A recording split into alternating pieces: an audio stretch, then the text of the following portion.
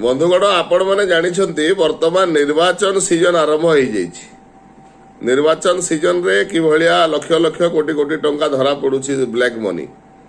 କିନ୍ତୁ ପ୍ରତ୍ୟେକ ଜିଲ୍ଲାରୁ ଆଉ ଗୋଟେ ଜିଲ୍ଲାକୁ ଯୋଉ ଗେଟ୍ ଗୁଡାକ ରହିଛି ବର୍ଡରରେ ପୋଲିସ ଆଉ ମାନେ ଚେକପୋଷ୍ଟ କରିକି ସବୁ ଚେକିଂ କରୁଛନ୍ତି।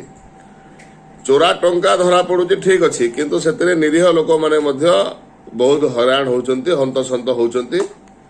ଯେଭଳି ଭାବରେ ଆପଣ ମାନେ ଚାଲାକ ରହିବା କଥା କି ଆପଣ ଯଦି ମାନେ 2 ଲକ୍ଷ ଟଙ୍କାରୁ ଅଧିକ ଧରିକି ଯାଉଛନ୍ତି ତାହେଲେ ଆପଣ ସେ ତାର ହିସାବ ଦେବା କଥା ଯେ ଆପଣ କୋଉଠୁ ୱିଡ୍ର କଲେ, କାହାର ଟଙ୍କା ସେଇଟା, କୋଉଠିକି ଆପଣ ନେଉଛନ୍ତି, କ'ଣ କରିବା ପାଇଁ ଆପଣ ନେଉଛନ୍ତି।